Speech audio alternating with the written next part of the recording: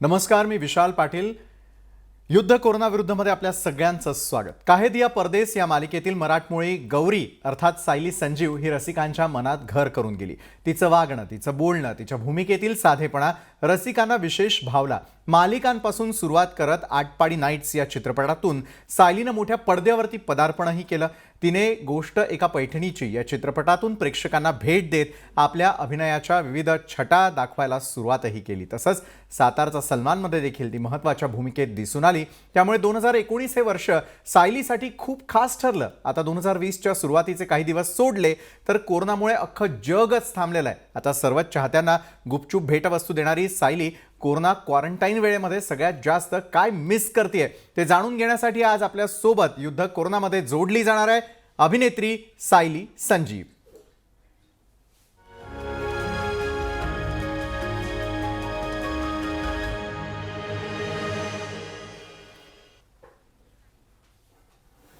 तर तुम्हाला सगळ्यांना उत्सुकता होती, कारण सकाळपासून तुम्ही पाहत होतात आमच्या सोशल मीडियावरती देखील आणि आमच्या चॅनलवरती असलेल्या प्रोमोमध्ये की सायली संजीव आज आपल्याला सगळ्यांना भेटणार आहे. तर सायली यावेळेला आपल्यासोबत जोडली गेलेली आहे. सायली, खूप खूप स्वागत युद्ध कोरोना विरुद्धच्या आजच्या भागात. कशी आहेस? नमस्कार. मी मजेत आहे आणि मी खरंच मजेत आहे. मी क्वारंटाईन आणि या सगळ्या आपल्याला जे एक जबरदस्तीने घरी बसवलं गेलं आहे, पण तरी ती जबरदस्ती न समजता आपण या सगळ्या वेळेचा चांगला उपयोग कसा करून घेऊ शकतो ते करण्याचा पूर्ण प्रयत्न चाललाय. बरं, नक्कीच सायली, मला पहिला प्रश्न हा विचारायचा आहे की कोरोनाबाबत ज्यावेळेला संपूर्ण जगभरामध्ये कोरोना थैमान घालतोय हे कळलं, भारतातही त्याचं पाऊल पडलं आणि खास करून आपल्या महाराष्ट्रात ज्यावेळेला कोरोनानं अक्षरशः थैमान घातलेला आहे, तर हा काळ सगळ्यांसाठी खूप चॅलेंजिंग आहे. खरं तर एक सैनिक म्हणून या युद्धामध्ये कशाप्रकारे सामील व्हावंसं वाटतं, कारण अनेकांना अजूनही त्याची भीषणता कदाचित कळली नाही आहे किंवा कळल्यानंतरही काय वागायचं आहे हे त्यांना कदाचित उमगत नाही आहे. करेक्ट. नाही, मला असं वाटतं की सगळ्यांनी म्हणजे आपल्यात नेहमी एक गोष्ट असते की आपल्याला जबरदस्तीने दिलेलं बंधन कधी आवडत नाही. जबरदस्तीने दिलेला ब्रेक नको असतो. त्यामुळे लोक जरा नाराज झालेत, फ्रस्ट्रेट झालेत.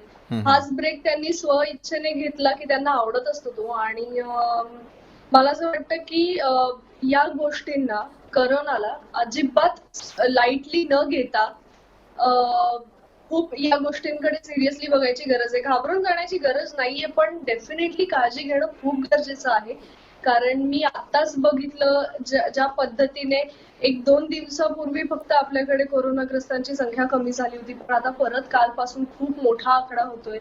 आणि आपण जितकं या गोष्टींना लाईटली घेऊ आणि दुर्लक्ष करू आणि ठीक आहे ना, बाहेर गेलं तर काय होतं, अशा झोन मध्ये जर आपण राहायला लागलो तर मला नाही वाटत की आपण लवकर यातून बाहेर येऊ.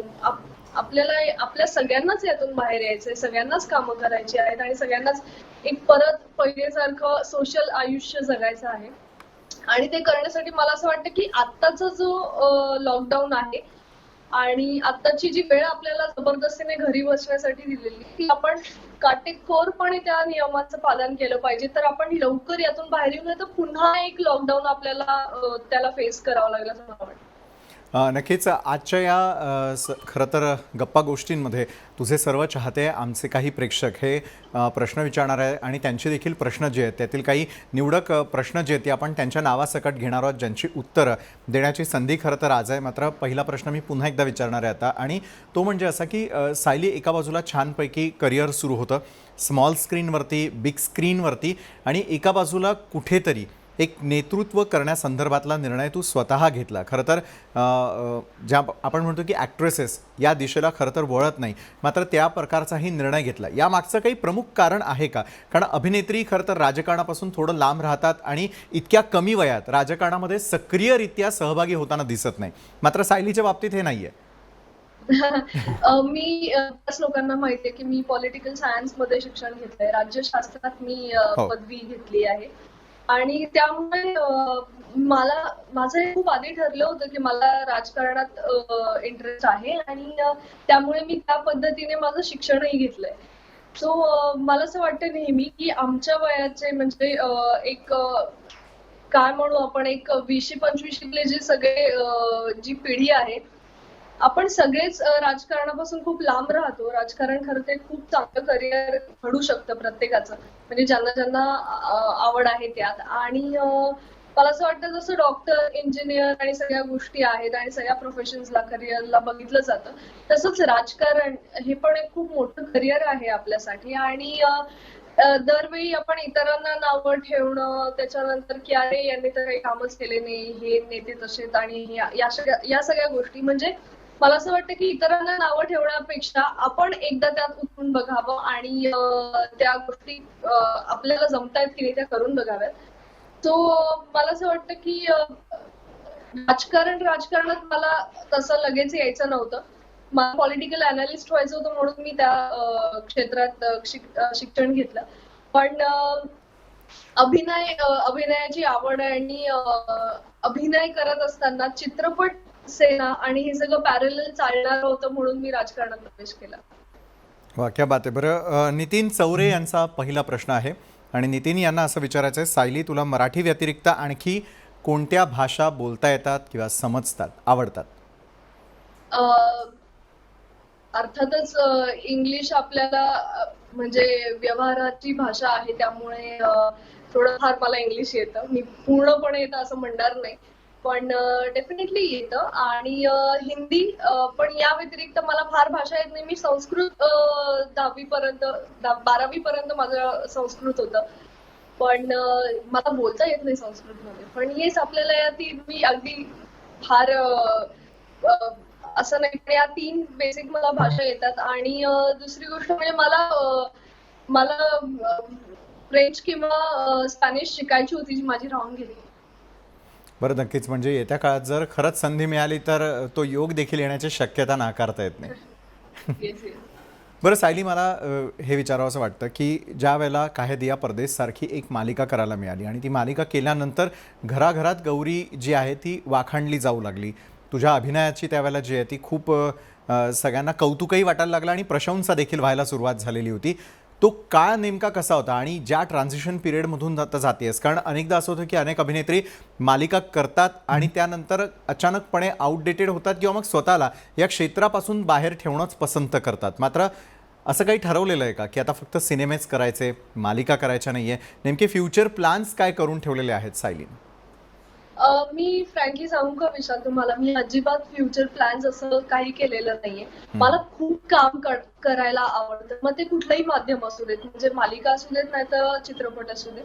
माझ्या लकीली माझी मालिका संपल्या मला चित्रपट मिळाले आणि प्रत्येक चित्रपट असा होता की त्याला नाही म्हणायचं काही कारणच नव्हतं. त्याच्यामुळे मी ते चित्रपट करत गेले आणि लागोपाठ चित्रपट करत असल्यामुळे मला मालिका करायला संधी मिळाली नाही ना.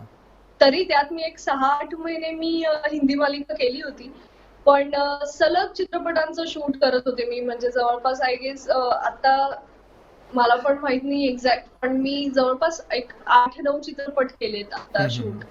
तर त्यामुळे एवढा वेळ मालिका करत असताना कम्प्लीट वेळ तुमचा त्याला द्यावा लागतो आणि त्यामुळे ते दोन्ही मला बॅलन्स नाही करता आलं. म्हणजे चित्रपट आणि मालिका दोन्ही मी करू शकत नव्हते, म्हणून मालिका केली नाही. पण जर माझ्याकडे वेळ असेल आणि माझ्याकडे आता कुठला पुढे चित्रपट नसेल तर मी जरूर मालिका मला विचारली तर मी करेन. दुसरा प्रश्न जो गौरीचा आहे तर ते प्रेम आजही मिळतंय मला आणि तेव्हा जे मिळत होतं ते आजही मिळतंय. आणि लोकांनी मला या गोष्टीचं फार बरं वाटतं की लोकांनी मला त्यांच्या घरातलं समजून मला ऍक्सेप्ट केलेलं आहे. मला एक अभिनेत्री म्हणून ऍक्सेप्ट केलेलं नाहीये. त्यामुळे मला असं वाटतं की खूप मी इमोशनली पण लोकांशी कनेक्टेड आहे आणि जोडली गेली आहे. बरं, रमेश आंबेडकर आहेत यावेळेला. रमेशजी प्रश्न विचारतात की रमेश आंबेडकर उस्मानाबादहून विचारतात, राजकारणी मंडळी अभिनय जास्त करतात की अभिनय करणारी मंडळी राजकारण करतात? हे खूप वादात टाकणारा प्रश्न आहे हा. म्हणजे कारण मी दोन्ही आहे त्याच्यामुळे मी दोन्हीकडनं बोलू शकत नाही. बरं, बालाजी सुरवसे. येस येस बोला ना. बालाजी सुरवसे यांचा पुढचा प्रश्न आहे, साली लॉकडाऊनमुळे सर्वांना घरात बसावं लागतंय. तुझा घरातील नेमका दिनक्रम कसा आहे आणि घरात बसून खूप बोर होत आहे असं म्हणणाऱ्या लोकांना नेमकं सायलीला काय सांगावं असं वाटतंय? मला असं सांगायचंय त्या लोकांना की म्हणजे आपण जेव्हा काम करत असतो तेव्हा आपण नेहमी ही कंप्लेंट करत असतो की सतत हा तक्रारीचा सूर असतो आपला की अरे आम्हाला वेळच मिळत नाही, आम्हाला सुट्टीच मिळत नाही, आम्हाला वेळच मिळत नाही. आता सरकारने तुम्हाला वेळ दिलेला आहे, त्याच्यामुळे तुम्ही घरी बसा आणि तुम्हाला जे आतापर्यंत तुम्ही एक्सप्लोर केलं नसेल, तुम्हालाच तुमच्या घरातल्या नवनवीन गोष्टी कळायला लागतात. त्याच्यामुळे खूप छान वेळ जाऊ शकतो.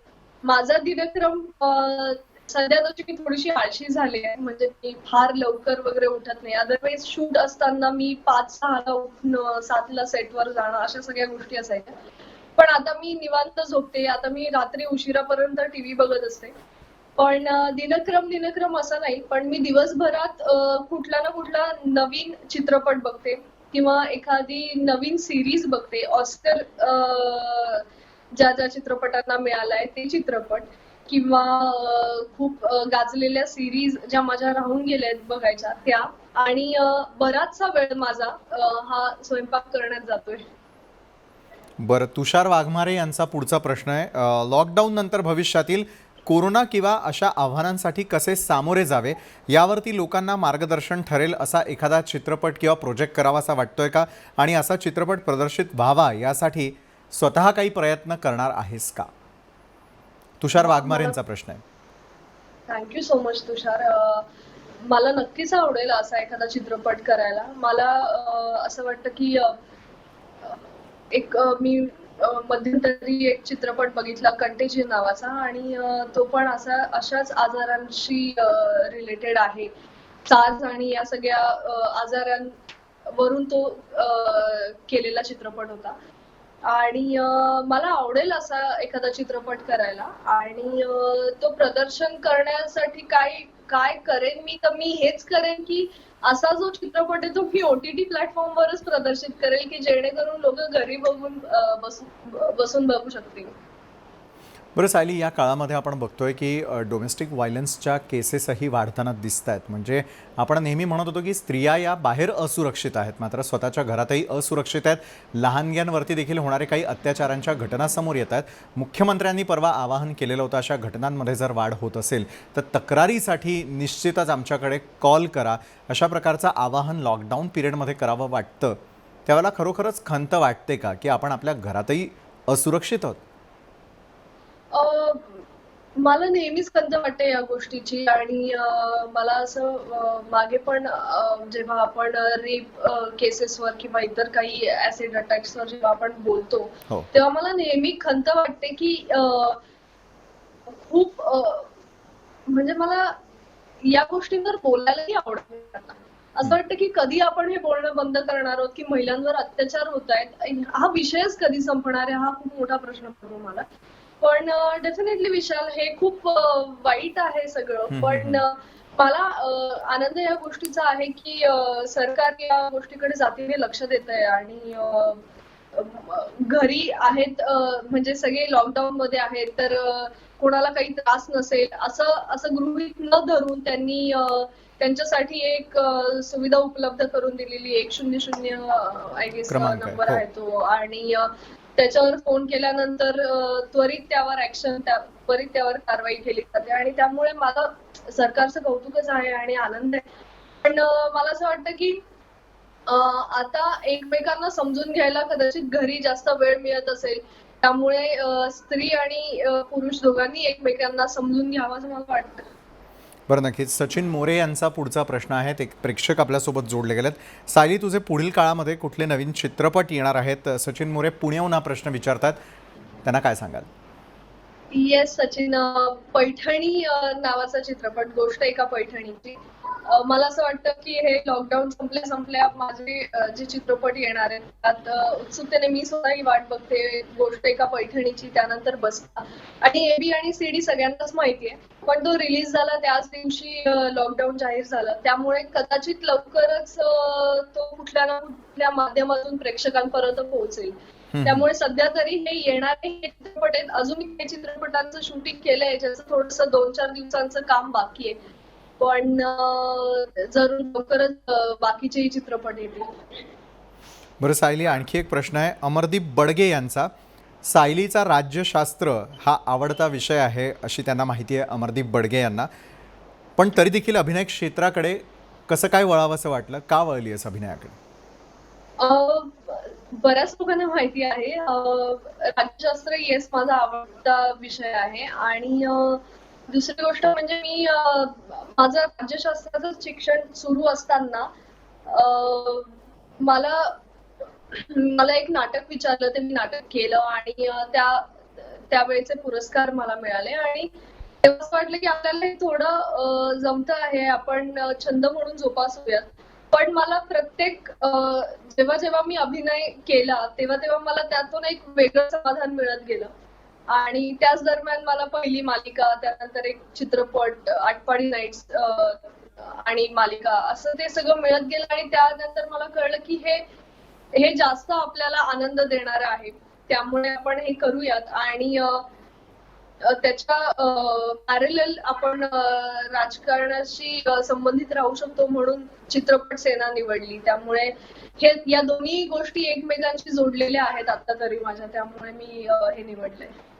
बरं सायली, अशोक जगताप यांनी खरं तर प्रश्न विचारण्याच्या ऐवजी कौतुक केलेलं आहे. सायली, तुझी काहे दिया परदेसमधील गौरी आम्हाला खूप भावलेली आहे. आजही तिला पाहावंसं वाटतं. अशाच एखाद्या नवीन मालिकेतून पुन्हा एकदा भेटायला यावं अशी इच्छा अशोक जगताप उस्मानाबाद कळंब या ठिकाणाहून प्रतिक्रिया देतात. जरूर जरूर. मी खूप खूप आभार तुमचे आणि आजही तुम्ही माझ्यावर इतकं भरभरून प्रेम करता सगळे. मला खूप इच्छा आहे मालिका करण्याची. फक्त चित्रपटांच्या शूटमुळे मला मालिका करायला मिळाली नाही आता आणि करू शकले नाही. पण येत्या काही काळात जर जमलं तर मी जरूर मालिका करण्याचा पुन्हा विचार करेन. बरं, या क्षणाला खरं तर आणखी काही प्रश्न जे ते आपल्या प्रेक्षकांचे येताच आहे. मला पुढचा प्रश्न हा माझ्या बाजूने विचारावासा वाटतो की सायली, खूप सुंदर असं करिअर सुरू असतं आणि करिअर हे प्रत्येकजण ॲम्बिशियसली ते सगळं काही करत असतं. लॉकडाऊनसारखा कधीतरी अचानकपणे ब्रेक मिळेल आपल्याला सगळ्यांना असं कुणालाही वाटलेलं नसताना ही वेळ आपल्या सगळ्यांवरती आलेली आहे. नेचर काही खुणावतं आहे का आपल्याला? किंवा नेचरला वाटतंय का की आपला सगळ्यांचा जगण्याचा वेग फार वाढलेला आहे, की मग स्वतः तो रिसेटच्या भूमिकेमध्ये आहे? काय वाटतं? मला असं वाटतं विशाल की आपण नेहमीच आपल्या करिअरच्या मागे धावत असतो आणि आपल्याला कुठे थांबावं हे कळत नसतं. आणि हे जे लॉकडाऊन सगळं झालंय हे आपल्याला एक धडा आहे की कुठेतरी आपण थांबलं पाहिजे. ते आपणच केलेले हे आपणच करून घेतलेलं नुकसान होतं थोडंफार. की अगदी छोट्या छोट्या गोष्टी बघितल्या तर आता जेव्हा आपण लॉकडाऊन पिरियड मधनं बाहेर पडू तेव्हा आपण अजून काही सुंदर प्रकारे आपण आपली शहरं बघू शकू. म्हणजे त्याचं अगदीच मी छोटंसं उदाहरण देते. ते कदाचित संबंध नसेलही त्याचा, पण आपल्याकडचं पॉल्युशन कमी झालेलं आहे. आपल्याकडच्या नद्या, आपल्याकडचे समुद्र प्रदूषण मुक्त झालेले आहेत. पक्षी, आपल्याला प्राणी बघायला मिळत आहेत आणि आपल्याच काही चुकांमुळे आपण निसर्गापासून फार लांब जात होतो आणि त्याचा तडाखा आपल्याला बसतही होता अवकाळी पावसाच्या रूपात. आता प्रदूषण मुक्त झाल्यामुळे पावसाचा आत्ताचा अंदाजही चांगला हवामान खात्याने वर्तवलेला आहे. मला असं वाटतं की हा आपल्याला एक धडा होता की आपण चुका करतोय, आपण कुठे थांबलोय हे कळलं पाहिजे. आणि फक्त करिअरच्या मागे आणि प्रॅक्टिकली आयुष्य जगण्याच्या मागे जे आपण धावत सुटलो तिथे कुठेतरी थांबणं गरजेचं असतं. आणि अनफॉर्च्युनेटली हे फार खरं तर हा धडा खूप चुकीच्या पद्धतीने आपल्याला मिळालाय, पण येस मिळाला नक्की. बरं, अशोक सोमासे आहेत पुढचे आपले प्रेक्षक जोडले गेलेले. अशोक विचारतात, सायली, तुला महाराष्ट्राच्या राजकारणातील कोणती महिला जी आहे म्हणजे नेतृत्व म्हणून त्यांच्याकडे पाहायला आवडतं? कोण आयडियल आहे जे राजकारणामध्ये सक्रिय आहे? अरे बापरे. आपण थोडं मॉडिफाय करूयात हवं तर, की एकंदरीतच राजकारणात आजपर्यंत अनेक स्त्रिया ज्या आहेत त्या धडाडीनं काम करताना दिसलेल्या, त्यापैकी कुणी आयडियल आहे का? भारतीय असेल किंवा भारताच्या बाहेरचेही असू शकतील, व्हॉट एव्हर. अगदीच. मला अनेक लोक आवडतात. मला आता स्मृती इराणी पण खूप आवडतात. मला सुषमा स्वराज खूप आवडायच्या. आणि महाराष्ट्राचं म्हणाल तर मला असं वाटतं की अजून महिलांनी सक्रिय व्हायला हवं राजकारणात महाराष्ट्राच्या, असं माझी खूप इच्छा आहे. आणि स्मृती इराणी सारख्या, सुषमा स्वराज सारख्या यांच्यासारख्या एक धडाडीच्या नेते आपल्याकडे असायला हव्यात. बरं पण भारताच्या राजकारणात म्हणाल तर या मला आवडतात. बरं मात्र यामागची काही महत्त्वाची कारणं आहेत का? म्हणजे जसं आता आपल्यातला हा कॉमन खरं तर धागा म्हणायला हवा, ज्या दोन्ही स्त्रियांची नावं घेतली त्यांचं स्पष्ट बोलणं मला आवडतं. सुषमाजी जे आहे त्यांचं हिंदी खूप स्वच्छ होतं, म्हणजे त्या बोलायला लागल्या की कधी कंटाळवाणं नाही वाटायचं. तर त्यातलं नेमकं तुला आवडलेली गोष्ट कुठली आहे? नाही, मला एक्झॅक्ट आता ते सगळे त्यांचे शब्द नाही आठवत, पण त्यांची भाषणं जी असायची ते एक महिला आणि वक्तृत्व आणि या सगळ्या गोष्टी मला भयंकर आवडायच्या त्यांच्या. आणि मला मला नेहमी त्यांच्याकडे बघताना असं वाटायचं की यांना घाबरत नाहीत कशाला. प्रत्येक गोष्ट फेस करण्याची त्यांची तयारी आहे आणि हे त्यांच्या चेहऱ्यावरनं वाटायचं नेहमी. सो आणि राजकारणात ते असणं फार गरजेचं आहे. राजकारणात आणि तुम्ही एखाद्या राज्याचं, एखाद्या देशाचं तुम्ही जर का नेतृत्व करत असाल तर तुम्हाला या गोष्टी तुमच्यात असणं फार गरजेचं आहे आणि त्या सगळ्या त्यांच्यात होत्या. खरं आहे. बरं सायली, अनेक गंभीर धीरगंभीर विषयांवरती आपली खरं तर चर्चा झाली आहे. मात्र आज खरं तर जाणून घ्यायला आवडतं की ज्यावेळेला सायली संजीव घरी आहे, हा क्वारंटाईन पिरियड नेमका कुणाबरोबर छान सेलिब्रेट करायला मिळतो आहे, किती बदल झालेला आहे व्यस्त वेळापत्रकातून ज्यावेळेला आपल्या कुटुंबियांसाठी आपल्याला वेळ मिळतो, त्यावेळेला सायलीच्या घरात नेमकं काय काय सुरू आहे यावेळेला? माझ्या घरात खूप मजा चालू आहे सध्या. म्हणजे मला असं वाटतं की मी 4-5 वर्ष झाले मला या क्षेत्रात काम करून.